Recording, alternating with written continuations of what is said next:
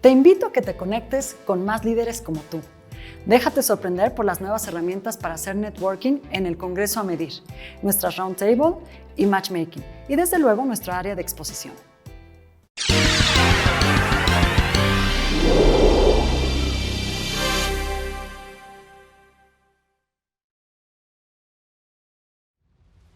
Javier Martínez, socio de Knowledge Work y director NOCO. Desde hace 25 años, se encuentra enfocado en ayudar a organizaciones en España y Latinoamérica a ser más inteligentes, gestionando mejor su conocimiento y desarrollando su capacidad de aprender. Es licenciado en Derecho en la Universidad del País Vasco y un máster en Internet Management en el Institut Català de la Tecnología, e imparte programas de gestión del conocimiento y aprendizaje en diferentes universidades de España, Chile, Argentina y Bolivia. Ha trabajado para más de 100 organizaciones, entre las que destacan PepsiCo, Repsol, Telefónica, Santander, BBVA, HP, Dell, Movistar, Cisco, British Gas, entre otras. Es consultor de la ONU, el Organismo Internacional de Energía Atómica IEA, el Banco Mundial, el Banco Interamericano de Desarrollo y la FAO en el área de gestión del conocimiento y aprendizaje. Dirige el espacio Cadabra, la magia de aprender, dentro de Abra, Laboratorio de Aprendizaje.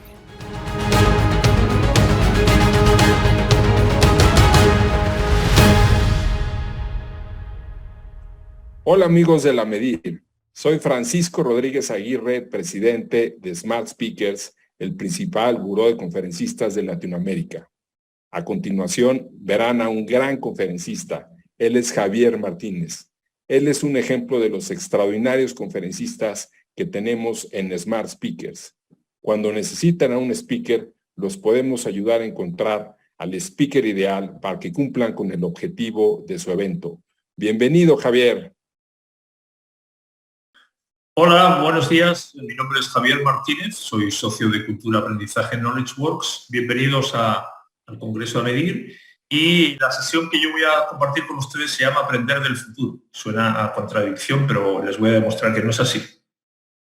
Bueno, aprender del futuro, como les decía, suena a contradicción. Miren, yo soy abogado, por poco no entro en la orla, casi me caigo, en un mundo que está dirigido por ingenieros, y luego se van a dar cuenta que esto tiene su importancia. Una de las cosas que me toca hacer son conferencias, y otra cosa que hago desde hace unos 15 años es escribir una columna todos los meses sobre conocimiento y aprendizaje. Y una que escribí y en la que se basa esta conferencia se llama Aprender del futuro. Si nos vamos al 2019 a junio y uno se pregunta, bueno, ¿quién pensaba en ese momento que el conocimiento sobre epidemiología iba a ser crítico en el futuro? La verdad es que nadie se lo imaginaba, ¿no? Nadie esperaba una pandemia, porque de haberlo sido, nuestra vida hubiera sido distinta. En el momento que llegó la pandemia hubiéramos estado preparados, ¿no? Y si nos vamos un año después, a junio del 2020, aquí la pregunta es distinta. ¿Qué nos hubiera convertido a cualquiera de nosotros en la persona más importante del mundo?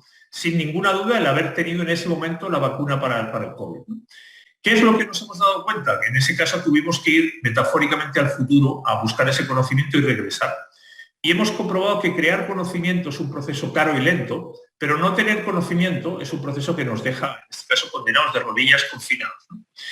La hipótesis que yo les quiero comprobar o confirmar durante esta sesión es doble. Por un lado, no es suficiente con lo que sabemos, sino que tenemos que seguir aprendiendo. Y el segundo punto es que nadie tiene todo el conocimiento y por tanto necesitamos colaborar y compartir entre todos. Y este es el menú. Y voy a empezar hablando de que todo es conocimiento, y yo declaro en este caso soy parcial y subjetivo. Y yo estoy convencido de que todo lo que nos rodea, todo lo que no está causado por la naturaleza, está causado por el conocimiento del ser humano. Surge de nuestro cerebro. Y les pongo un ejemplo. Si yo les digo, les regalo este helicóptero, si son capaces de llevárselo pilotándolo y les entrego las llaves, seguramente se van a quedar mirando, pensando el regalo que me estoy perdiendo. Entonces, todo lo que hacemos todos los seres humanos todo el día, no es casualidad, lo hacemos porque tenemos conocimiento, y todo aquello que no puedes hacer no es que no se pueda, sino que careces de conocimiento para poder hacerlo. Y en este caso la buena noticia es que siempre se puede aprender, porque todos llegamos al mundo así, en pelotas, sin saber nada. Y fíjense, cuando hablamos de conocimiento no es de lo que sabes, el conocimiento es acción y por tanto es algo que haces, no necesariamente es algo que tienes. Y les pongo otro ejemplo más. Aquí hay una apuesta para ver quién se come más rápido el algodón de azúcar. Y el que tiene conocimiento es el que gana. Y el que no lo tiene, pues se queda mirando con cara de tonto, perdiendo toda la plata. Entonces, por eso les digo, todo lo que nos rodea es gracias al conocimiento que tenemos. El segundo punto tiene que ver con la inteligencia. Y es que cuando yo pregunto a las personas cuál es el cumplido que más te gusta recibir, todo el mundo responde lo mismo. La inteligencia. Uno de los principales periodistas en España, todo el mundo le gusta que digan de él que es inteligente o de ella. Y yo defiendo esta hipótesis. Mi obsesión es tratar de ayudar a que las organizaciones sean inteligentes y voy en ese esfuerzo desde hace mucho tiempo y todavía yo entiendo que las personas son un poquito más inteligentes que las empresas para las que trabajan. ¿Qué es una persona inteligente? ¿Qué es la inteligencia? La inteligencia tiene que ver con ser capaz de elegir bien. Yo no sé si ustedes se acuerdan de esta situación.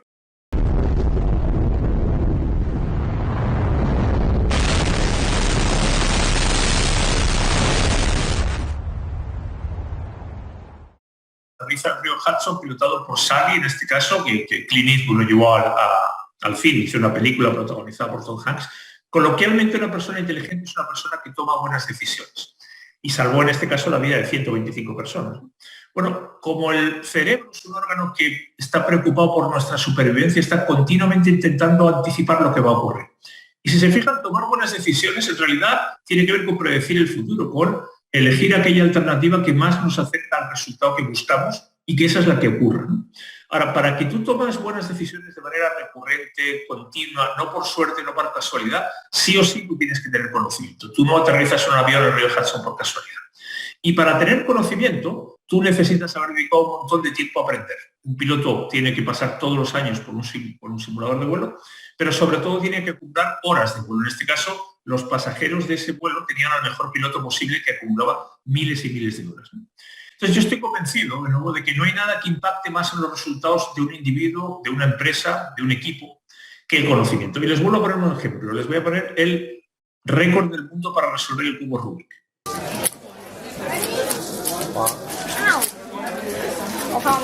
Come on, get a sub 5.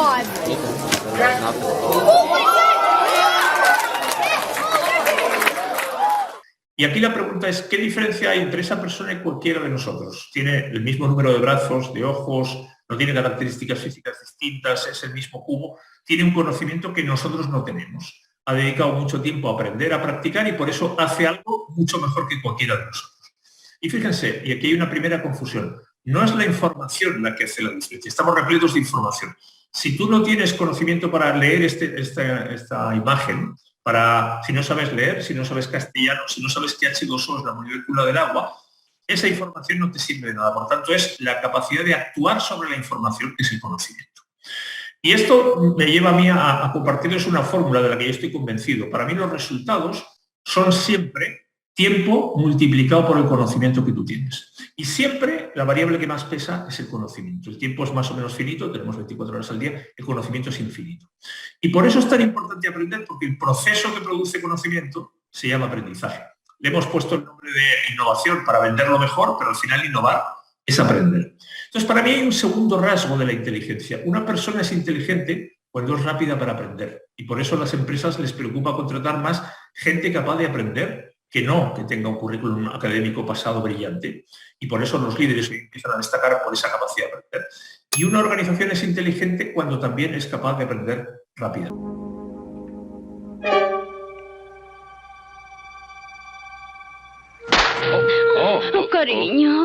Cariño, ¿tenías otra pesadilla? No sé. Cariño mío. Imaginé que alguien me daba un bofetón. ¿Y cuál fue el mensaje de la pandemia cuando empezó? A partir de mañana ustedes están obligados a aprender. No les doy la opción, no les pregunto qué les parece. ¿Y aprender a qué? Bueno, a trabajar de forma totalmente distinta. Y eso significa negociar, a comunicar, a gestionar. Y ese proceso no sabemos cuándo termina. Creemos que hemos salido, yo acabo de volver de España y hay una séptima ola, acaban de confinar Wuhan de nuevo, entonces no sabemos nunca cuándo termina, ¿sí? Les quiero presentar ahora un par de ámbitos que a mí me parecen interesantes de un nuevo escenario en el que estamos viviendo hace tiempo. Hay muchos más elementos, pero me quiero concentrar en dos de ellos. El primero tiene que ver con que la vida se nos va desmaterializando. ¿Qué significa eso? Que ya vivimos en una economía de intangibles, y la economía de intangibles, el principal intangible es el conocimiento. Y aquí tiene una gráfica que muestra cómo ha ido variando el valor de las empresas desde mediados de los años 80, donde valían por sus activos físicos, hasta hoy, donde todas las empresas valen en función de sus intangibles. Yo hice un ejercicio hace un par de años para evaluar varias empresas, ver su valor en bolsa y restar su valor en libro, y todas ellas valen en función, sobre todo, de sus intangibles. Aquí tienen un ranking de los países más desarrollados del mundo. No son desarrollados por ser productores de materias primas, sino por producir conocimiento. Todo el mundo conoce Venezuela, o el caso de Venezuela. No hay ningún país que tenga mayores reservas de petróleo y, sin embargo, es un país que está con muchísimos problemas. Este es el ranking de los países más innovadores. La innovación es producción de conocimiento y son los mismos que los países más desarrollados. Y este es el ranking que más me gusta, el de los países donde menos horas se trabaja, que son los mismos que los más innovadores y que los más desarrollados. Y uno dice, ¿cómo es posible? ¿O hacen trampa? ¿O son sobrehumanos?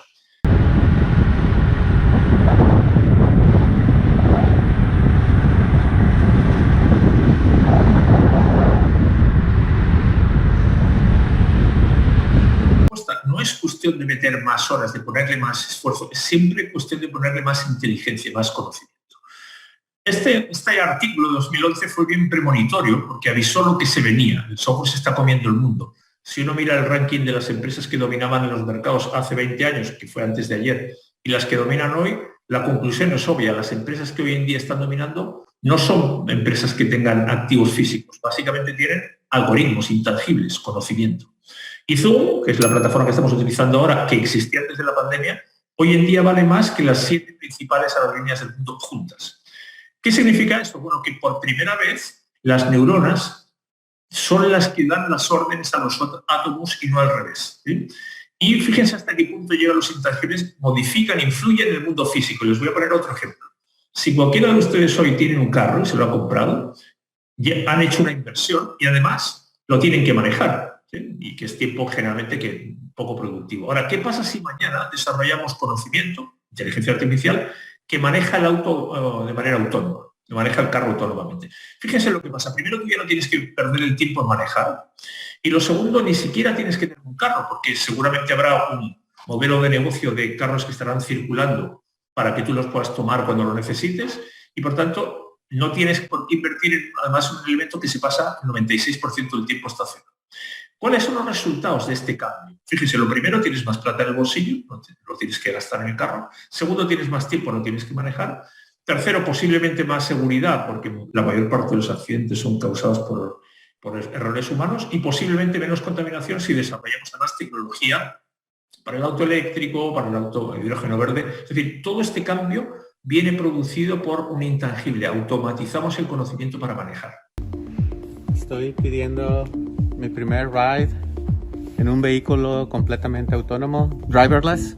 Existe. Otro ejemplo. Antes, si tú querías participar en una guerra, tenías que ir físicamente, trasladarte al frente de batalla. Hoy en día podemos participar en la invasión a Ucrania desde nuestra casa. Entonces, fíjense, y esto me imagino que ustedes lo han escuchado muchas veces. ¿Hay algo más importante que el conocimiento?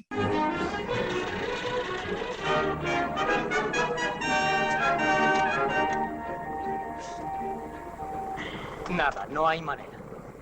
Habrá que buscar un mecánico. ¿Dónde? Servidor y presente. Esto es llegar a tiempo. Menos mal. Sí, señor, muy oportuno. Venga.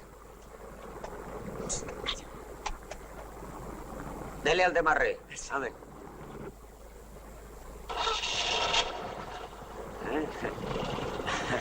Vaya, ya está. Mira qué bien. ¿Se debe algo? 20 duros. Hombre, 20 duros por apretar un tornillo. No, eso gratis. Los 20 duros se cobran por saber qué tornillo había que apretar. O sea, y en realidad, más que saber el tornillo, la cantidad de tiempo que tuviste que dedicar a aprender para saber cuál era el tornillo que había que apretar. Eso es lo que estás pagando. Entonces, de nuevo, no hay nada más importante que el conocimiento. Si mañana intercambiamos a las personas de estas organizaciones y mandamos a la gente de Microsoft a Ford y la gente de Ford a Pemex, la gente de Pemex a la NASA, mañana nos sale un barril de petróleo de Pemex, mañana nos sale un cohete, mañana nos sale un auto. Es decir, no es el conocimiento. Yo sé que lo políticamente correcto, perdón, no son las personas. Yo sé que lo políticamente correcto es decir que las personas son lo más importante en una organización.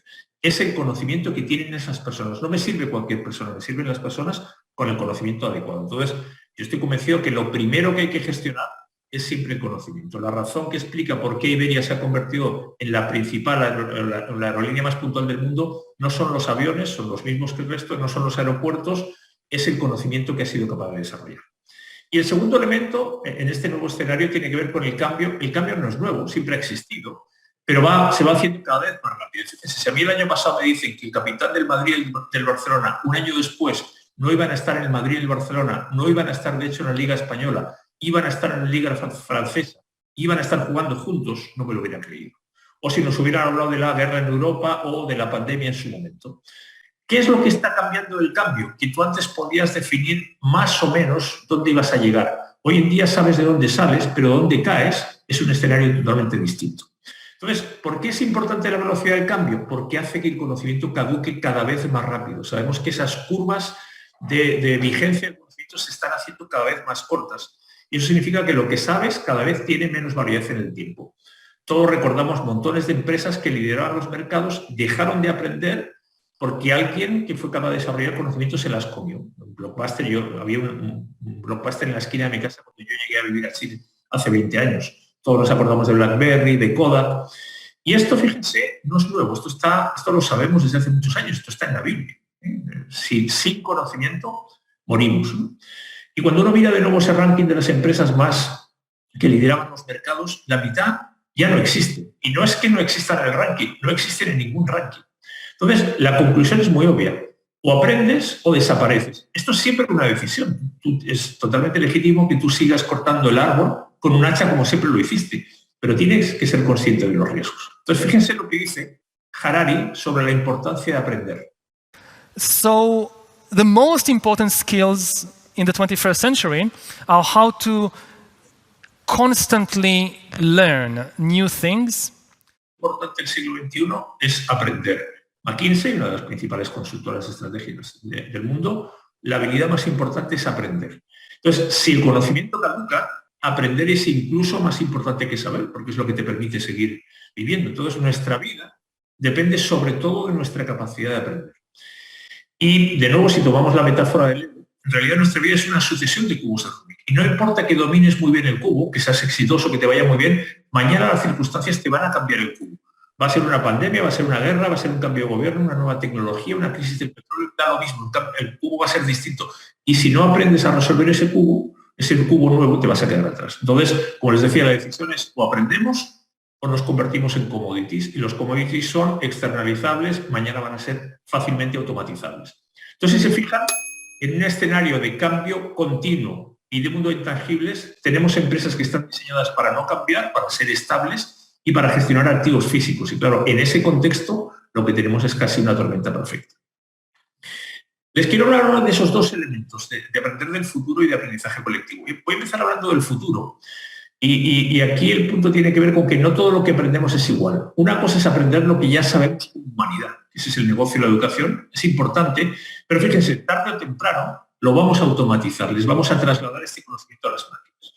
Otra cosa es aprender lo que no se sabe, que es lo que nos pasó en la pandemia. Sabíamos de ventiladores mecánicos o de distanciamiento, pero no sabíamos de vacunas. De hecho, nadie tuvo que hacer un curso para aprender sobre el COVID. Lo tuvimos que vivir y experimentar. Entonces, eso nos demuestra que la formación es importante, pero no es suficiente. Y de hecho, yo tengo mis contradicciones, porque esta moda del upskilling, reskilling, yo creo que no deja de ser un perro, el mismo perro con distinto collar. Es un parche, una tirita a corto plazo, pero no nos va a resolver el problema de aquí en adelante. ¿Por qué creo que es importante aprender el futuro? Porque yo creo que nos equivocamos si creemos que el camino que sigue a continuación es una extrapolación del camino que recorrimos hasta ahora y que conocemos muy bien. Antes íbamos despacito por un camino que conocíamos, ahora cada vez vamos más rápido por un camino que no conocemos. Y eso significa que los mapas que hemos manejado hasta ahora ya no representan la realidad. Esta cambia tan rápido que hay que empezar a cambiar los mapas por brújulas. ¿Y qué es una brújula? Al final es desarrollar la capacidad interna para no depender de cosas que no puedo controlar que están fuera. Les pongo otra metáfora. Esto es como un esquiador que va a bajar por una ladera, una montaña donde no se ve nada. y donde por tanto no puede depender casi nada de su vista y depende de fortalecer sus piernas, de bajar su centro de gravedad, porque eso es lo que le va a mantener vivo. Entonces, cuando hablo de aprender del futuro, hablo de capacidades distintas. Si queremos aprender del futuro, tenemos que imaginarlo y crearlo primero, ¿sí? Y eso nos lleva a rediseñar el aprendizaje, de hacer tanto esfuerzo en aprender lo que ya existe, que yo no digo que no haya que hacerlo, pero sobre todo concentrarnos en desarrollar en las personas la capacidad de crear conocimiento nuevo a problemas que no conocemos o para los que no tenemos solución. Y para eso las capacidades son muy distintas de las que hemos venido utilizando hasta ahora. Esa lista de la izquierda son aquellas capacidades innatas que todos los seres humanos traemos de fábrica y que tenemos que desarrollar. Son los ingredientes con los que se construye el aprendizaje del futuro. Y esto implica, a mí me gusta mucho esta frase de Mark Twain, desaprender algunas cosas. Fíjense, él dice, no es lo que no sabes lo que te suele meter en problemas, es lo que estás convencido que sabes, sigues utilizándolo como si fuera válido y no te has dado cuenta que ya no sirve. Y por eso es tan importante el concepto de desaprender. Desaprender al final es ser capaz de renunciar a lo que te ha traído hasta aquí y te ha hecho exitoso. Y eso es muy complicado. Pero sí o sí necesitamos dejarlo ir.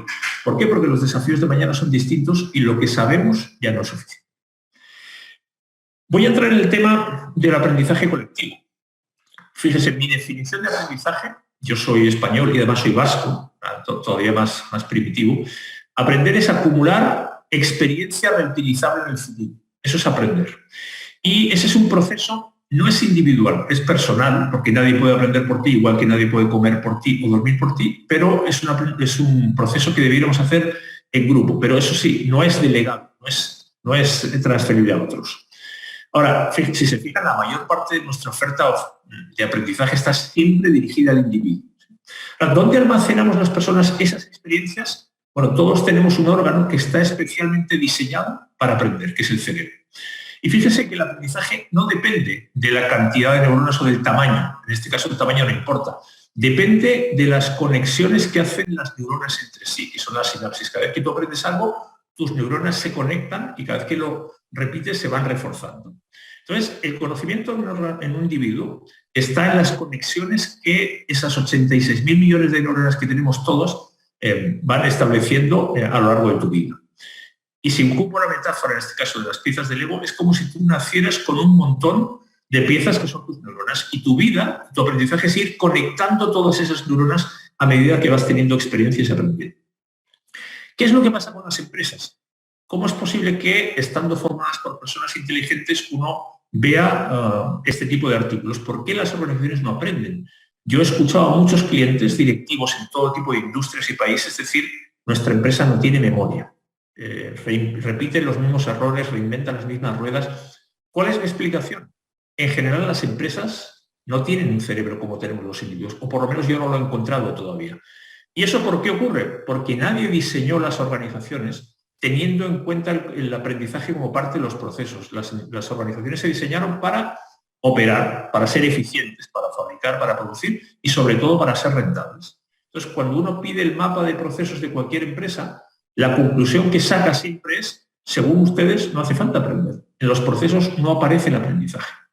Y esto es un desequilibrio, que me gusta graficarlo de esta manera tan ridícula. El músculo para producir y para operar una empresa está muy desarrollado. Tiene metodologías, tecnologías, recursos, personas, pero el músculo de aprender de la operación es un músculo raquítico. Y de alguna manera lo tenemos que equilibrar. Las empresas no van a dejar de operar, porque ese es su objetivo, ese es su fin, pero necesitan aprender de lo que hacen en un mundo que cambia tan rápido. Y fíjense, una de las principales quejas, esto es un artículo de McKinsey también, que manifiestan la mayor parte de los directivos es el trabajo en silos, la dificultad para colaborar, los compartimentos estancos. Y esto se resume así, en general el todo suele ser menos que la suma de las partes. Y uno se pregunta, bueno, ¿y esto por qué es? Y no es un problema de individuos egoístas, es un problema de diseño del trabajo individual. Llevamos a la gente a trabajar de manera individual. Y cuando uno mira la naturaleza, se da cuenta que esto no es así. Yo no sé si ustedes saben que los árboles, por ejemplo, aunque uno los ve separados en la superficie, por debajo tienen toda una red de intercambio de información, de intercambio de nutrientes, de apoyo. Y si se fijan, en la naturaleza, la relación básica es la conexión, la interacción. no es el individuo. De hecho, los individuos por sí mismos terminan con una especie. ¿Sí? Entonces, yo tengo un muy buen amigo, que es entrenador profesional de básquet, muchos años en Europa, y yo le pregunté en su momento, oye, ¿cuánto tiempo dedicáis vosotros al trabajo en un grupo de todo el equipo y cuánto al trabajo individual? Él me dijo, bueno, evidentemente la mayor parte del tiempo es trabajo en equipo. Es el miércoles en Europa o el domingo en la liga, juega el equipo completo. Entonces no tiene sentido que entrenar a cada uno por separado. Bueno, si sabemos que todo el mundo, que nadie trabaja solo,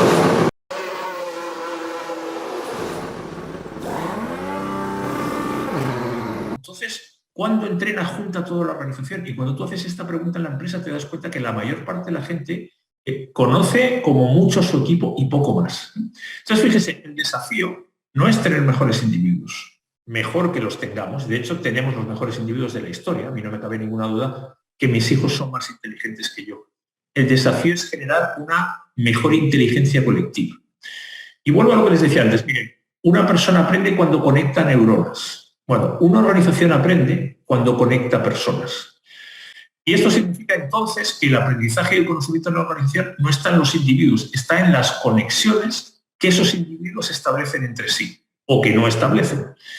Y les voy a poner otro ejemplo. Miren, yo me imagino que ustedes saben que hay tecnología que permite mapear la interacción, la comunicación en una empresa. Cuando tú preguntas con quién hablas, tú puedes representar ese flujo, puedes ver quiénes son los nodos que más tráfico aglutinan, quiénes están fuera. Pero si tú cambias la pregunta y preguntas quién te ayuda, es decir, quién te provee conocimiento cuando tienes un problema, la red que aparece es muchísimo más débil. Y aquí lo que ocurre es que cuando la densidad de esas conexiones es baja, la capacidad de esa organización de aprender es muy baja también. No importa lo potentes que sean los individuos, por muy buenos que sean, si no se pasan la pelota, ese equipo no puede ganar. Entonces, la clave no está en el individuo, está en la red que esos individuos tejen entre sí. Y fíjense, para que esa red se teja, hay dos conductas que a mí me parecen críticas. La primera se llama la curiosidad, y la curiosidad es la capacidad de hacerse preguntas, ¿no? El interés por aprender lo que no sé. Y la capacidad complementaria que genera colaboración es la generosidad. ¿Y qué es la generosidad? Es la capacidad de compartir con los demás el conocimiento que tengo. Y cuando alguien pregunta y alguien comparte lo que sabe para responder, se produce colaboración. Ahora, ¿cuándo se da esto de manera espontánea? ¿Cuándo lo he visto yo? Cuando tenemos un propósito común. Cuando todos queremos ganar, yo estoy dispuesto a preguntar o estoy dispuesto a compartir. Y por tanto, no nos basta con tener muchos yos conectados, por muy buenos que sean. Necesitamos generar ese otro ámbito que es un nosotros. Si yo les decía, bien, el conocimiento individual se convierte en patrimonio de la organización cuando se distribuye, cuando fluye. ¿Y eso cuándo ocurre? Cuando tenemos rutinas de conexión permanentes en la organización, dentro del equipo y entre equipos, pero procesos para que las personas puedan compartir conocimiento. Entonces, la inteligencia en la organización es proporcional, depende de la fortaleza o debilidad de las conexiones que tienen las personas. Y esa fortaleza está basada sobre todo en el conocimiento. Fíjense que el individuo tiene dos elementos a su favor. Lo primero es que las neuronas no se van de tu cabeza. Y lo segundo es que además tampoco se pelean, colaboran entre sí. Las organizaciones, sin embargo, tienen dos elementos en contra. Uno, las personas sí que abandonan la organización. Y dos, cada persona tiene sus propios objetivos. Por tanto, hacer que colaboren los individuos es todo un desafío, ¿no? Entonces, ese desafío, ¿cuál es? Justamente es cómo reforzamos las conexiones para asegurarnos que por esas conexiones fluye el conocimiento. Y aquí es necesario entender que el conocimiento no es un acto individual, es un acto colectivo. El conocimiento, nadie lo sabe todo, está distribuido dentro y fuera de la organización y cada persona metafóricamente aporta una pieza en esa construcción del conocimiento que hacemos entre todos.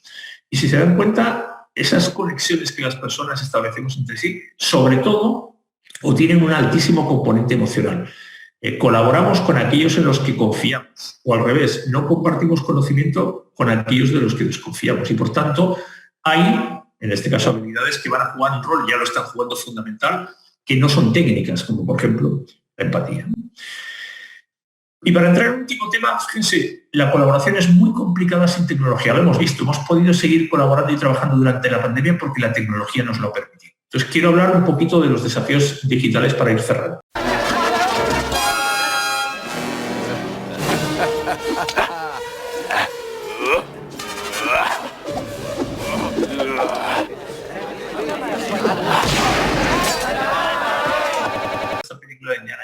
¿Qué es la tecnología? Bueno, la tecnología es conocimiento, es algo que tú tienes, es como una extrapolación de tus capacidades físicas. Y claro, cuando tú tienes una tecnología superior a la de tu adversario, tienes una ventaja competitiva. Es un arma, una pistola es una tecnología más sofisticada que, en este caso, un alfanje. Y yo creo que la principal arma que cualquier organización puede poner en manos de sus colaboradores es justamente conocimiento para desarrollar el trabajo, ¿no? Y les voy a volver a usar el mismo ejemplo que hablamos antes del auto. Si ustedes hoy en día están buscando auto para comprar, es decir, para gastarse la plata, los fabricantes es posible que sepan algo si ustedes han visitado un concesionario, pero generalmente están concentrados en producir. Ese es su negocio, ese ha sido su negocio siempre. Ahora, Google y Facebook ya saben que ustedes quieren comprar un auto. Y no solamente eso, saben qué auto quieren y para qué, y cuánto se quieren gastar, y qué color, y si es de segunda mano o no. Es decir, si se fijan, el modelo tradicional de átomos está muriendo a pesar de que durante muchos años tuvo el monopolio. ¿Por qué? Porque cuando tú tienes el conocimiento tienes una ventaja. Ahora, fíjese, lo importante no son necesariamente únicamente los datos. Estamos obsesionados con capturar datos de todas partes, pero ojo, lo importante es la inteligencia que aplicamos a esos datos de las personas para tomar decisiones. Y les voy a poner otro ejemplo. El mundo del deporte, como muchos otros mundos, están recogiendo datos continuamente del desempeño de los jugadores. Entonces, uno puede recoger un montón de datos, pero esos datos, de nuevo, no te hablan. Tú tienes que hacerle las preguntas adecuadas. Yo puedo decir, mira, este jugador vio el 85% de los pases bien. Pero eso no me dice mucho si no soy capaz de interrogar a esos datos y decir, a ver, ¿pero cuántos de estos pasos fueron hacia adelante? ¿En qué parte se dieron? ¿Liberaron espacio? ¿Habilitaron a un compañero o no? Es decir, para poder hacer esas preguntas, yo necesito conocer bien el proceso. Y eso los datos no me lo dicen, ¿eh? Y les cuento una pequeña historia. Miren, fíjense, desde hace 8 años yo participo anualmente en un evento sobre neurociencias y aprendizaje que se hace. Y yo soy el único que no soy neurocientífico. Y el primer año que me invitaron, después del seminario, fui a cenar con varios de los ponentes, que eran todos psiquiatras, y aproveché que se habían tomado unos tragos y les hice una pregunta. Les dije, oigan, ¿el cerebro tiene capacidad finita? Y todos ellos, sin dudarlo, y al unísono me dijeron, por supuesto que sí. Todo dispositivo físico tiene límites. Entonces pensé, bueno, si tiene límites no le podemos pedir al cerebro que haga todo, entonces tenemos que priorizar, no nos podemos equivocar. Entonces la pregunta es, ¿para qué tendrá sentido que usemos el cerebro los seres humanos? Y aquí les voy a poner el vídeo del récord del mundo para resolver el cubo Rubik por una máquina. 0,6 segundos. No podemos competir con una máquina a resolver el cubo Rubik. Y este es un ejemplo más divertido todavía. Este no es un cubo Rubik que ni siquiera necesita una máquina para resolverlo porque se resuelve a sí mismo. Los computadores saben, en un concepto muy reduccionista del término saber, más que nosotros, en el sentido de que son capaces de almacenar muchísima más información y procesarla mucho más rápido que nosotros. Y esto, ojo, es lo que aprendemos en el colegio, almacenar información y procesarla. Ahora, que una máquina haga algo que tú no puedes hacer no significa que sea inteligente, significa que es valiosa porque hace algo útil. Pero no necesariamente es inteligente. Y de hecho, no podemos decir que hoy en día tengamos inteligencia artificial. Lo que tenemos es una capacidad de cómputo gigantesca, inteligencia bruta, pero que no entiende necesariamente lo que hace. Yo les decía antes que nuestro cerebro está siempre tratando de predecir lo que va a ocurrir, anticipar. En este caso, ustedes saben que el ejército es siempre una de las fuentes de innovación permanente, tratando de desarrollar tecnología para anticipar. Y cuando pensamos en qué buscamos con la inteligencia artificial, buscamos que las máquinas hagan cosas que nosotros no queremos hacer y para eso las tenemos que alimentar, entrenar con un montón de información previa, histórica, para que sean capaces de hacerlo. Pero claro, la pregunta es, ¿y qué pasa cuando no existe información del pasado? Cuando no existía información de la pandemia. Bueno, la inteligencia artificial no nos puede ayudar mucho porque pasa una cosa, y es que en entornos estables, la inteligencia artificial, en donde tenemos mucha información, puede tomar algunas decisiones, pero cuando la realidad cambia mucho, le cuesta. Y en este caso, la inteligencia artificial suele ser buena dándonos respuestas a preguntas que ya se conocen, y el mundo que se nos viene es un mundo basado en preguntas para las que no tenemos respuesta todavía. ¿Qué significa eso? Que dejemos que la inteligencia artificial haga trabajo sucio. No tengamos miedo porque la mayor parte de las decisiones, la inteligencia y la capacidad la tenemos los seres humanos. Bueno, voy hacia las conclusiones. Fíjese que cambiar no te asegura nada, pero no cambiar sí que te asegura nada. Les cuento otra historia que yo no sé si ustedes conocían. El Derby de Kentucky es el evento deportivo más antiguo en la historia de Estados Unidos. Y hace unos años se hizo un pequeño ejercicio, se invitó a 20 aficionados a que pronosticaran los 4 primeros caballos clasificados en el Derby. Y después de que cada uno hizo su apuesta, ellos no se conocían, juntaron a los 20 como grupo y les pidieron que hicieran un pronóstico como grupo. Bueno, se corrió el Derby y nadie acertó. Ninguno de los 20, ninguno de los expertos en hípica que escriben en los periódicos. Hubo un solo ganador que se llevó toda la plata, que fue efectivamente el resultado de los 20 como grupo. ¿Qué nos dice esto? Miren, yo les decía antes, un cerebro es una red de neuronas que se caracteriza porque están conectadas. Si tus neuronas no se conectan, tú no eres inteligente, tú no eres tú. Y una organización, al contrario, es una red de individuos que generalmente se caracteriza porque están desconectados o menos conectados de lo que podrían estar. Entonces la pregunta es, dado este desperdicio, ¿cómo podemos hacerlo para generar un cerebro de cerebros que sea mucho más inteligente que cada uno, pensando y trabajando por separado? Y ustedes saben que la colaboración es imposible, el conocimiento es imposible sin la colaboración. Esto no se basa en la suma de individuos inteligentes. Y de hecho, ninguna organización sobrevive si sus integrantes no colaboran. Si cada uno se preocupa de sí mismo, no comparte, no ayuda a los demás, la organización no puede sobrevivir. Entonces, como decía mi amigo el del básquet, esto no es opcional. Esto no es discutible, no es negociable. La colaboración no se negocia. Nosotros creemos en colaborar y compartir. Si tú no sabes, te enseñamos. Si tú no puedes, te entregamos los medios. Pero si tú no quieres, esta no es tu organización. Y de hecho, para los egoístas el mundo va a ser muy difícil, porque por mucho que tú sepas, la velocidad a la que avanza el conocimiento del resto te va a dejar cada vez más atrás. Un par de palabras con respecto al liderazgo, que no es una palabra que a mí me guste mucho. Miren, generalmente la principal excusa, el principal enemigo del aprendizaje es el tiempo. La principal excusa es no tengo tiempo. Es como decir, no tengo tiempo para comer, no tengo tiempo para dormir. Y es como decir, mira, voy tan ocupado manejando que ni siquiera puedo parar a cargar gasolina en el carro. Y está bien, haz lo que quieras, más tarde te vas a dar cuenta cuando sea demasiado tarde. Y fíjense, cuando uno mira la cantidad de horas que vive un ser humano a lo largo de 80 años, tenemos 700.000 horas a nuestra disposición y nosotros decidimos en qué las empleamos. O sea, no es que no tengamos tiempo, la decisión es qué queremos hacer con ese tiempo. Ahora, aprender no es gratis. El aprendizaje lo que nos dice es dame tiempo y yo te voy a devolver resultados, pero no van a ser inmediatos. El aprendizaje siempre es una apuesta de largo plazo. Yo no puedo pretender sembrar hoy y cosechar mañana por la mañana. Entonces, aquí tenemos un pequeño conflicto, porque cuando estamos tan obsesionados con el corto plazo y los resultados inmediatos, no le vamos a dar nunca tiempo al aprendizaje, no le vamos a dar nunca tiempo a la innovación, y el aprendizaje requiere madurar. Y por eso es tan importante el liderazgo, por eso es tan importante dar ejemplo. Si queremos desarrollar la capacidad de aprender de la organización, los primeros que tenemos que dar ejemplo son los que estamos en posiciones de liderazgo.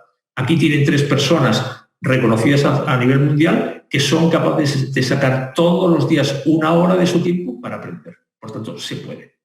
Entonces, en un negocio de conocimiento como el que estamos todos, solamente sobrevives si sigues aprendiendo, ¿no? Y por eso el conocimiento es posiblemente la moneda de cambio. Hoy no lo digo yo, lo dice el World Economic Forum, y para tener conocimiento hay que seguir aprendiendo.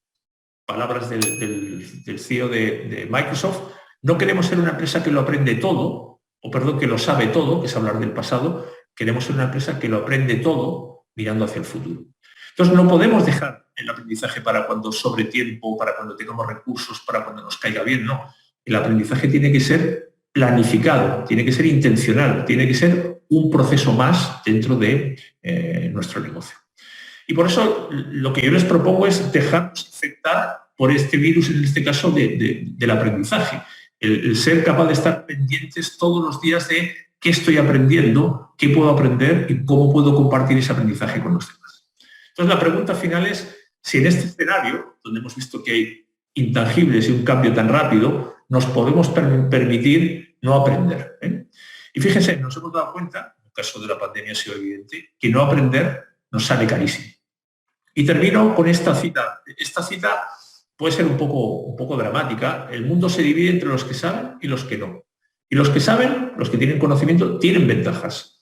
Y los que no saben están a expensas de los que saben. Y aquí podemos elegir en qué lugar queremos estar. Fíjese, cita maquiavélica de hace 500 años. Así que muchísimas gracias. Si alguien quiere la presentación, por supuesto, yo se la voy a compartir con todo el que quiera. Sé que no es un regalo tan valioso. Y ha sido un placer.